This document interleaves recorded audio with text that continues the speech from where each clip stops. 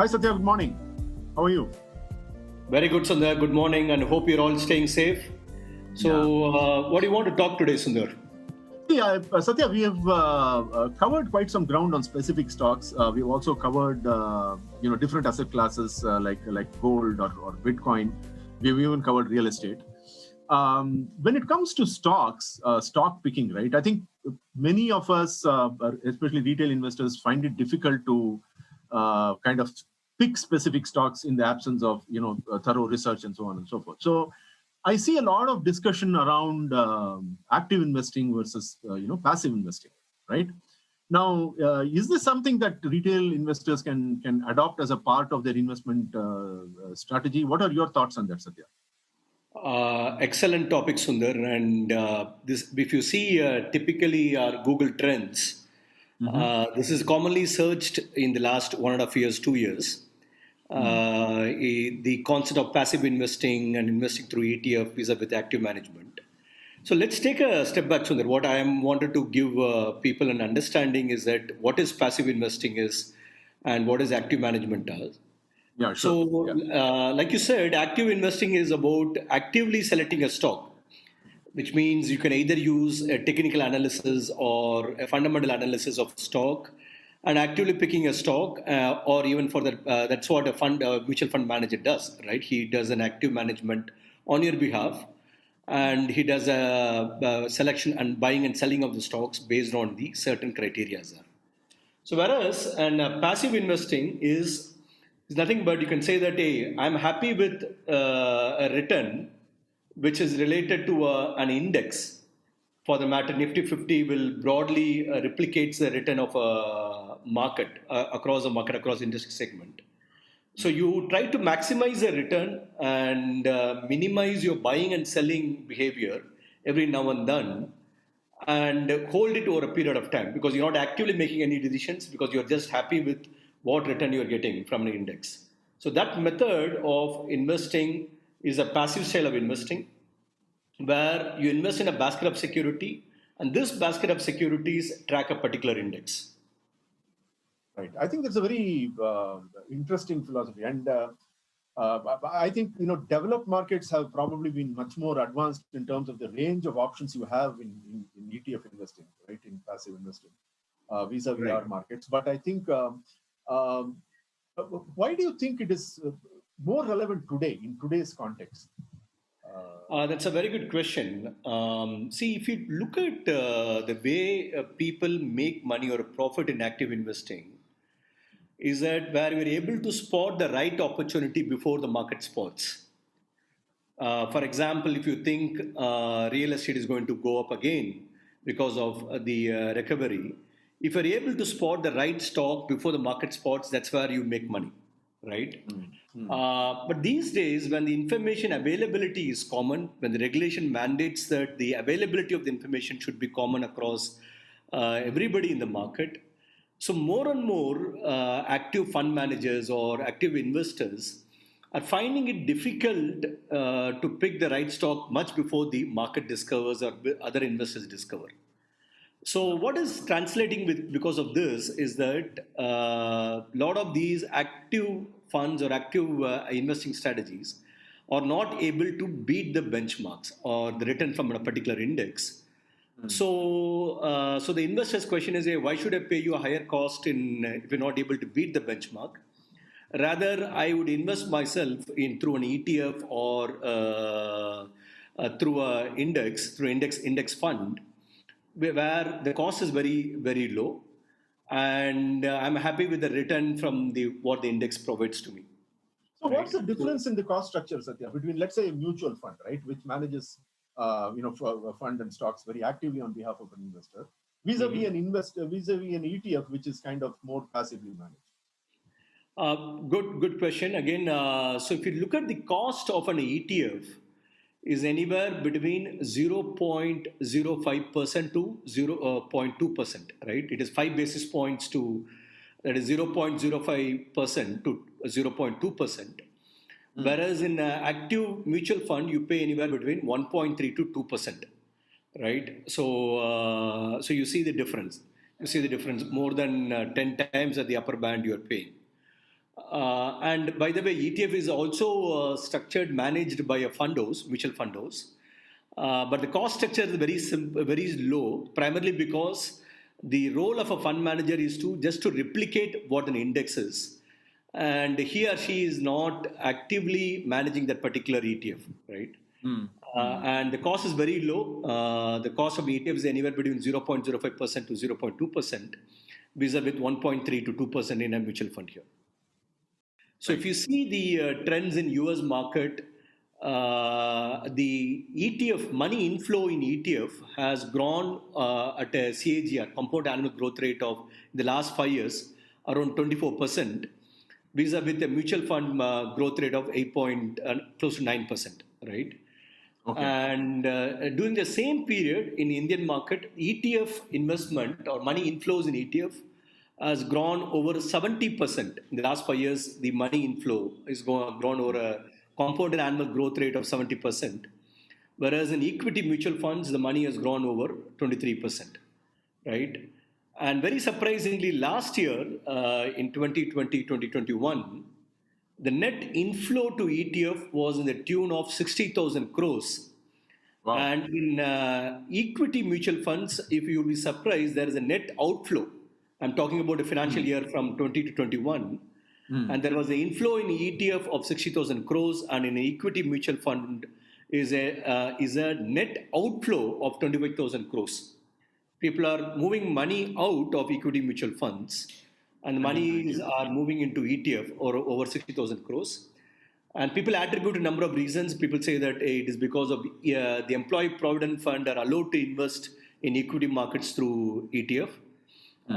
But also there is a general belief that a lot of these high net worth individuals are also moving towards an ETF model there. Right.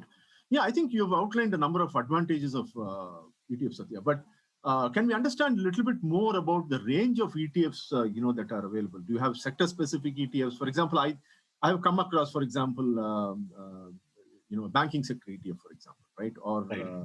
Or the Nifty ETF itself reflecting the overall market, right? So one of the ways I guess, and my thought process is that if you are bullish on a particular sector, but you don't really know which stocks to pick in that particular sector, but you know that sector is going to do well, right? For example, the banking sector is going to do well. Then you're probably better off, buying a banking ETF as opposed to a banking mutual fund, and that should give you kind of superior returns, over a period of time, right? Yeah, that is true. That is very true, Sundar. And let's talk about your first question in terms of what are the different types of ETFs are we seeing. Today, there are around close to somewhere around 80 or 82 type of ETFs available in the market. And there are ETF which tracks a particular index, which could be a large cap index like Nifty 50, or a mid cap index, Nifty mid cap, and Nifty small cap index as well. There are also ETF which tracks overseas market like NASDAQ 100 ETF, which tracks the NASDAQ index. Similarly, S&P 500 ETF, which tracks the S&P 500 index in US market. And there are also in ETF which tracks a particular sector, like your banking sector ETF, which tracks the performance of a particular sector. And very late, we are also seeing ETF which has been floated based on factors. Okay, and what people use a terminology called smart beta investing. So factor-based ETF, where typically it mimics the performance of a particular factor. For example, there are ETF which are available on value investing. There are ETF which is available, mimics a momentum trend. There are ETF which mimics the performance of a volatility, right? Low volatility. It's very interesting, Satya, the kind of range and the variety of ETFs that are on offer today, right? I mean, many people actually don't know about it. I mean, even I was not aware of some of the ETFs that you mentioned. But then, Satya, one question that comes to my mind is any investment advisor, any banker you go to, right? They never recommend ETFs. I mean, they're always, asking you to invest in this fund or that fund or the other. but I've hardly seen any fund, manager or investment advisor actually recommending people to, invest in ETFs. Yeah, you are spot on. Primarily because the low commission, right? If the expense rate of anywhere between 0.05% to 0.2%, the commissions available is very low, right? So you don't Right. see this becoming more and more prominent in your advisory catalogs, right? Product Mm. catalogs. Right. But then one important question, Satya, is how has the performance of ETFs compared with similar, let us say, mutual fund or a stock? See, for example, we know that as we speak today on the 3rd of June, SBI has moved up about 25% over the last 1 month or so, right? But then a typical banking ETF would not really have moved up that much. When I've just looked at the latest for the banking ETF, it has moved up about 8 or 9%, right? While I understand that it's stock specific, even in terms of comparison with, let's say, a banking mutual fund, which would give you superior returns. I mean, wouldn't I uh, uh, be happier paying an additional 1% commission to an active fund manager who is able to kind of churn my portfolio and take advantage of the fast moving stock and give me a better return? See, there is an interesting report which has been published by Standard and Poor's. The report is called SPIVA, right? SPIVA, which is Standard Poor's Index versus Active Funds. Mm. What the report has said is that in a typical large cap ETF vis-a-vis the performance of large cap funds, people have seen the performance of large cap ETF has been much better than the active mutual funds are. Active mutual fund which tracks large caps are. But whereas if you see the trend on the mid cap as well as the small cap category, Mm. you see the reverse of it, right? The majority of the active fund managers doing better than the ETFs are, right?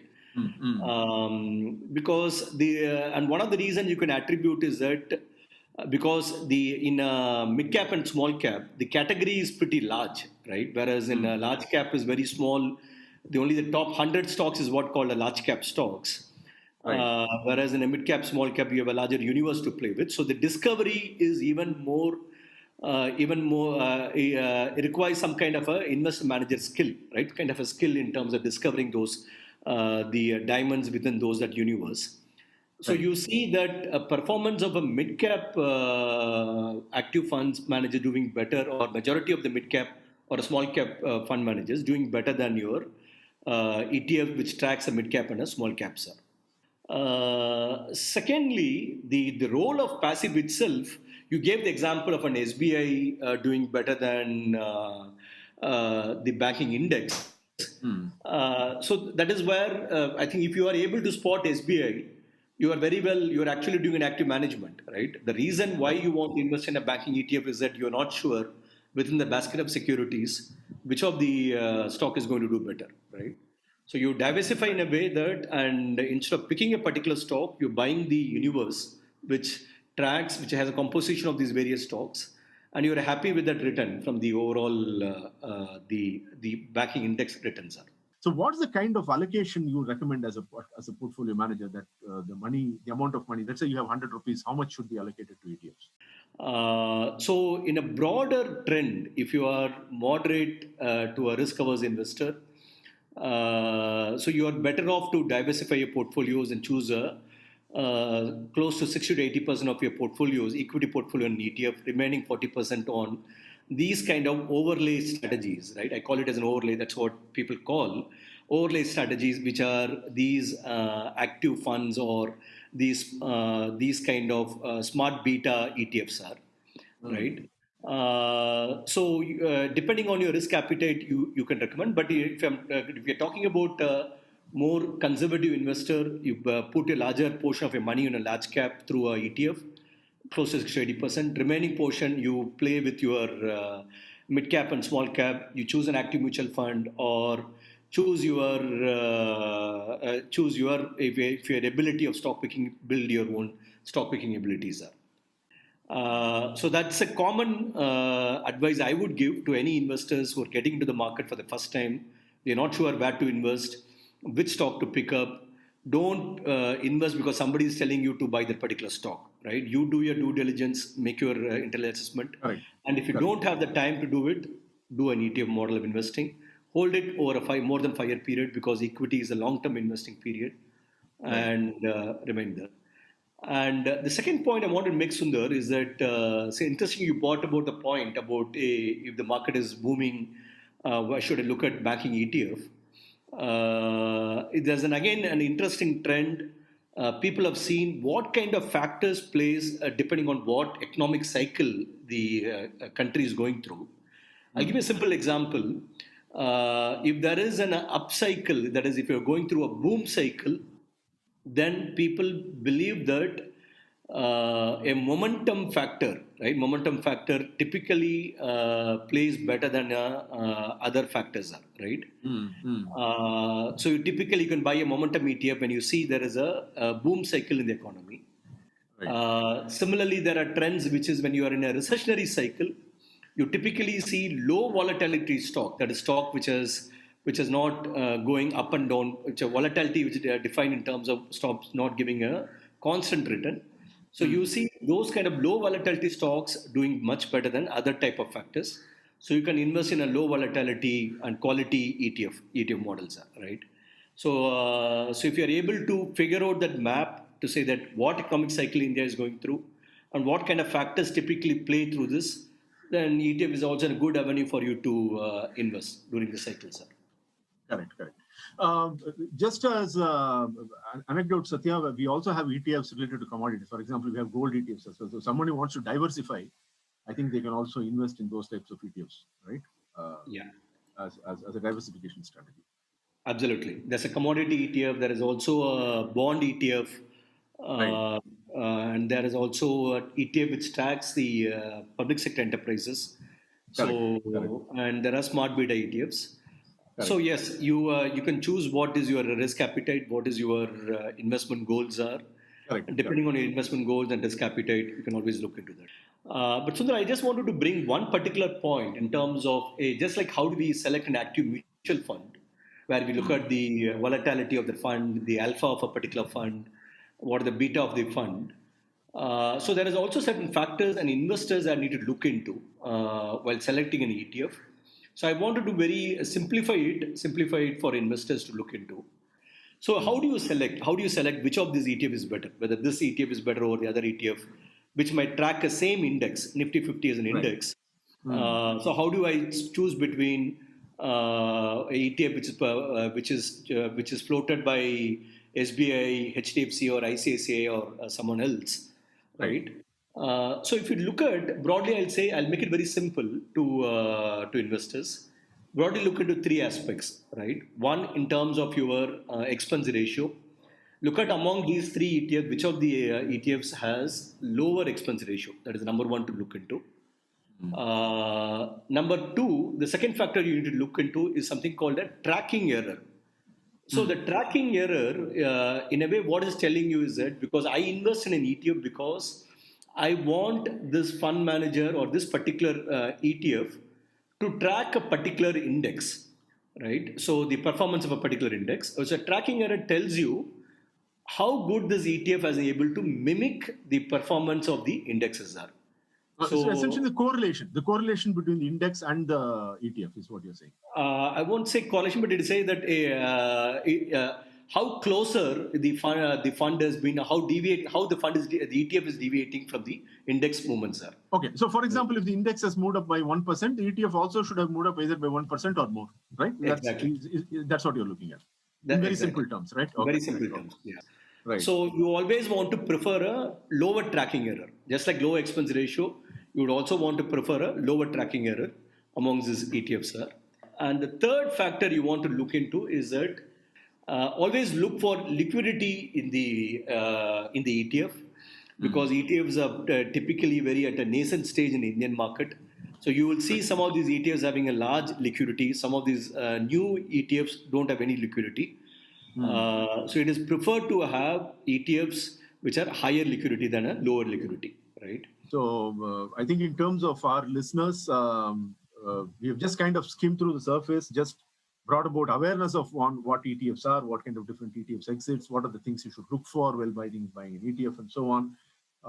Definitely, I think we would encourage them to go do a little bit more research on what types of, at least it triggers their thought process in this direction. And, with more research, they should be able to identify and, look at the right allocation for their particular portfolio. Absolutely, Sundar, absolutely. And you summarized very neatly. Like I said, there is always exceptions to every ETF. There could be an active fund manager who's able to do better than your benchmarks are and giving low volatility and higher alpha. So do your homework, and if you are satisfied with the larger market return, maybe ETF is a good avenue for you to look into. And like you said, ETF is also managed by a larger fund host, but what you can control is about your cost of investing there. So we love to hear from you. Always write to us and post your feedback. Follow us in our LinkedIn channel as well as in some of the social media platforms. Our only belief is that you make your intelligent investment choice, and that's the whole purpose of doing this podcast. Thank you, and we love to listen from you.